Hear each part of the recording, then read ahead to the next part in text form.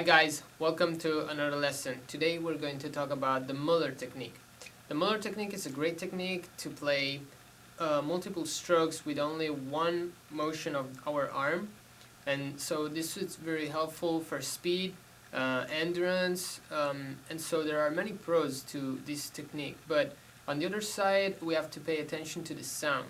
So let's see exactly how the Moeller technique motion develops, and then let's break it down to understand exactly how to work on it.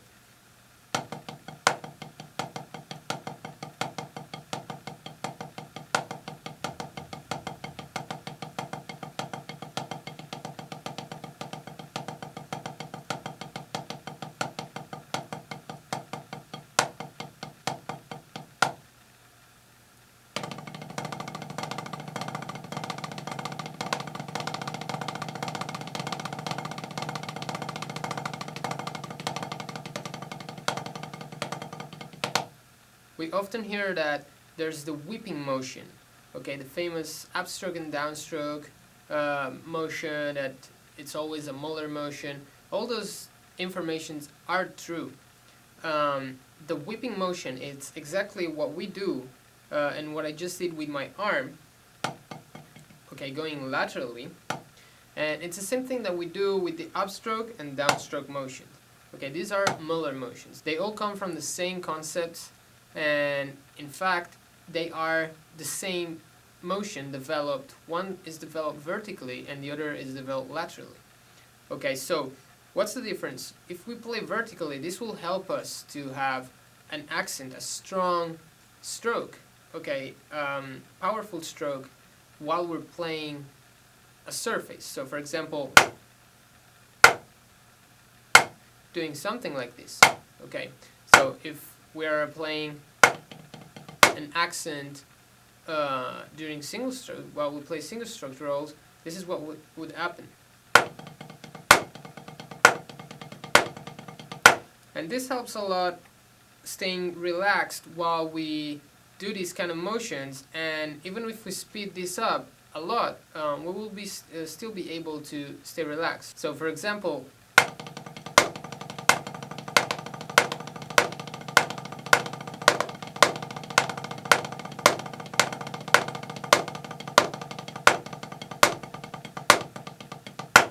okay, so I don't feel a lot of stress in my muscles while I do this.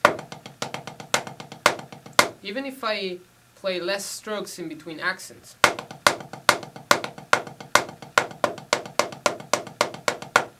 In fact, this kind of motion is what often drummers do when they want to play a blast beat on the right, and their right hand automatically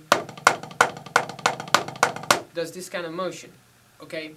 And sometimes we even hit the bell of the right cymbal to give that kind of dynamic. But then if we try to play a straight single stroke rolls without doing this whipping, this Moeller motion, we have hard times. The reason why we do this kind of motion is exactly what I just said. It's because it allows us to stay relaxed even on a surface that can be a hi-hat that doesn't have an open hi-hat that doesn't have much of a rebound.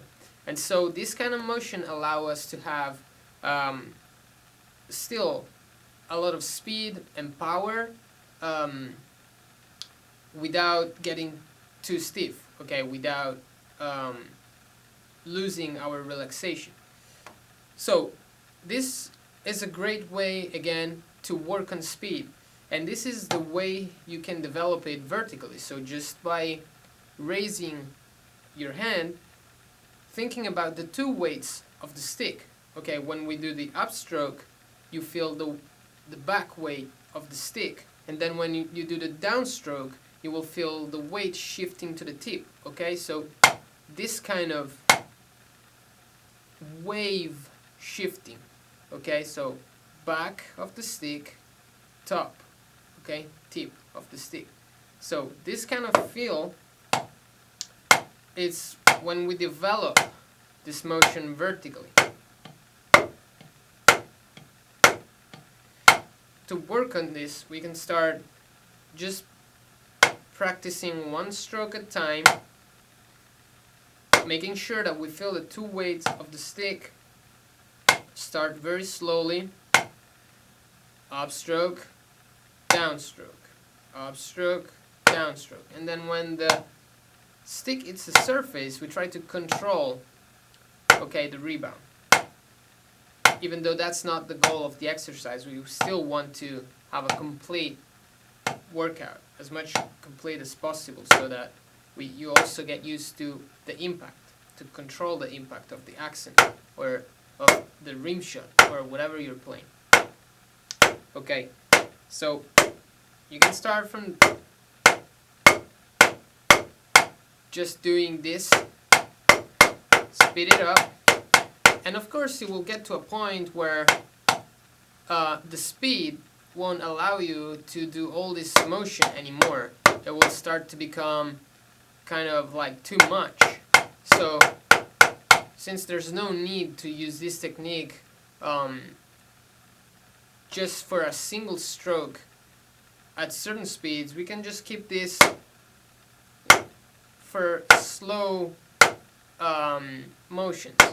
So for example, if you want to work on your rim shot, you can improvise a groove and focus on this motion.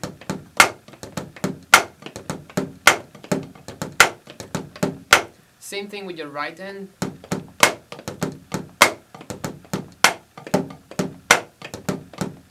Okay, and how I think of this motion, it's always, for example, in a 4/4 grooves where I keep quarter notes with my hi-hat. I think 1, 2 are the upstroke and 3 is the downstroke. So 1, 2, 3, 1, 2, 3, so that my motion, my body motion, is always consistent, and this also helps my timing. Okay, so this is one good use that we can do of the Moeller technique, developing the motion vertically. But let's see what happens when we shift this to a lateral motion. And till here we worked on wrist motion mainly. Okay, so we think of the upstroke starting from the wrist, so from this part, and we end up in this position, and then we go down. Instead, when we work laterally, we want to start from the elbow. So we want elbow first thing to be activated, wrist following, and then the whipping motion. Okay, so this is how you develop the strokes, the Moeller technique, laterally, starting from the elbow, for slow tempos, of course. Okay, so when we develop the Moeller technique, I often see drummers explaining the Moeller going all the way, doing all these kind of motions. In my opinion, the best way to develop the Moeller is really to throw your arm laterally and keeping the rest relaxed and making sure that we know the starting point. So we know that the elbow is the first thing that's gonna start, that's gonna be activated, followed by the wrist, and then all the rest is just natural. Okay, it's just like if someone pulls our arm in this way, and our arm and hand react consequently. Then once we have this first motion, we have to control the rest of the strokes. Very important thing is the fulcrum point, because here now we will land in a French grip position, not in a German grip. And from here we will have to let the stick bounce freely. We don't have to block the stick, if not we will lose all the energy that we did doing this motion to have the stick bouncing. And so it's very important that the fulcrum point doesn't choke the stick, that we're not afraid of losing the stick and choking, but let it bounce freely.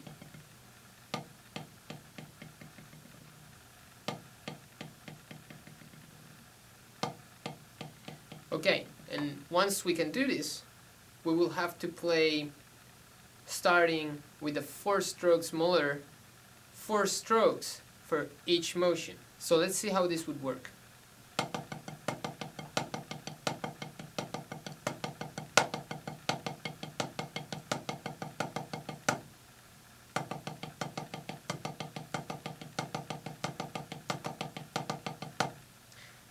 So as we can see, the landing stroke, it's in French, and then while we play the strokes, we kind of switch to the German position, so that we can still have the 4 strokes happening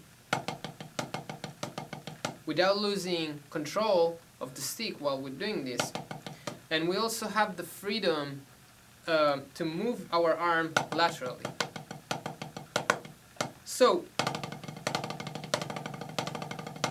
once we can do this and we can control the rebound, we can speed the motion up and shift from the bigger muscles to the smaller muscles, as we always do. And so shifting from an elbow motion to a wrist motion. Let's see how this process works.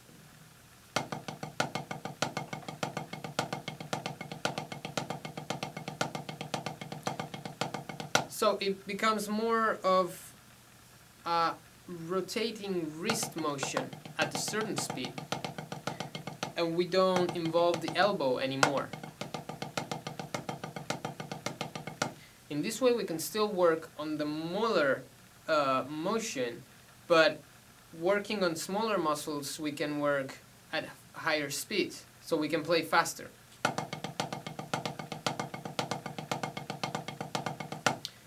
Okay, so at this point what we want to work on and what we want to fix is the sound that we're making. We don't want to play, if we use this in a blast beat contest or in a contest where we want a straight sound and not such dynamic sound. We want to have the strokes more or less all as much even as possible. So avoiding the first accent and then having taps afterwards. How can we do this? We can control the first stroke without having it so loud, and then pushing a little bit with our fingers to on the other 3 strokes, so that we will have the first stroke not so loud and the other strokes a little bit louder, so it kind of balances all the strokes. So the difference between the strokes is way less. So then when we apply this and we put it together with right and left hand alternated, this is what will happen.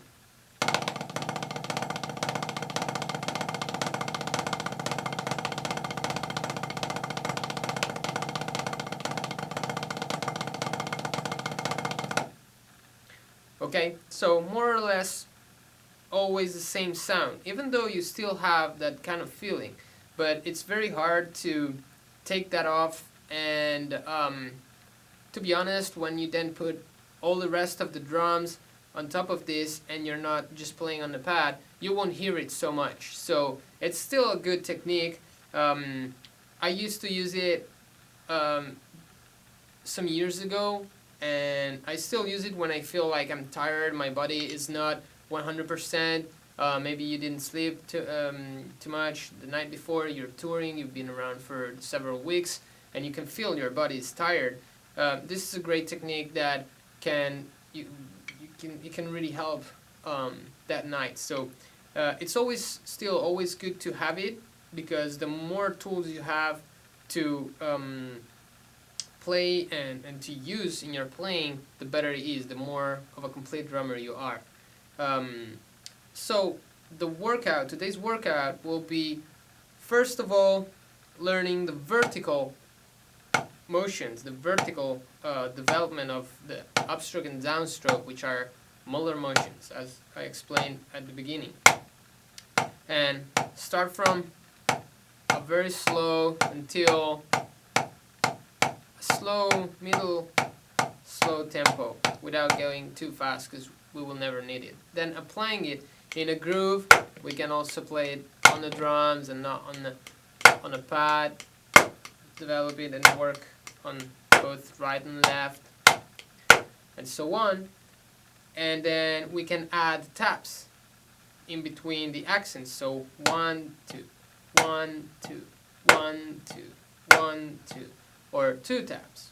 1, 2, 3, 1, 2, 3, 1, 2, 3. 4 taps. 1, 2, 3, 4, 1, 2, 3, 4, 1, 2, 3, 4, and so on. Okay, so we can develop all kind of single stroke roll, putting the accent around, always using this concept, the upstroke and downstroke concept.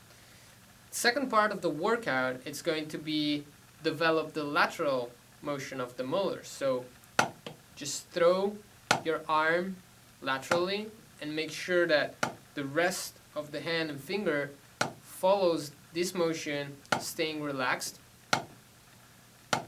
with both right and left. Then learn how to leave the stick bounce after the motion, and then control it in the 4 strokes Moeller.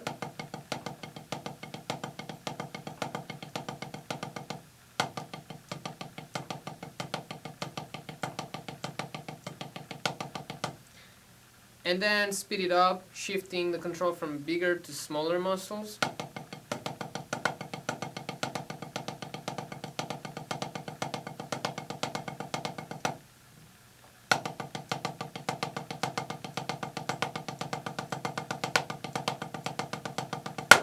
And then we can also get rid of 1 strokes in between the motions and play a 3 strokes Moeller, so that has more of a triplet feel.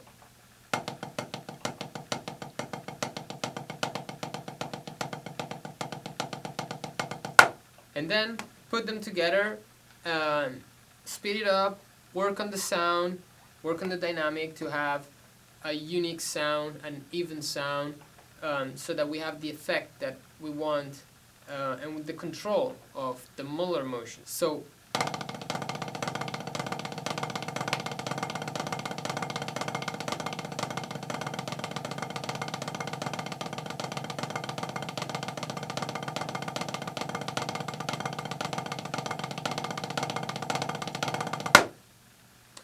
okay, so again, the Moeller technique really helps to speed up, but also to have the control. You can use it for accents, you can use it for surfaces that don't allow you to have a lot of rebound and work a lot on the rebound. All these whipping motions help a lot in those cases. So have a good practice, and I'll see you next time with another lesson.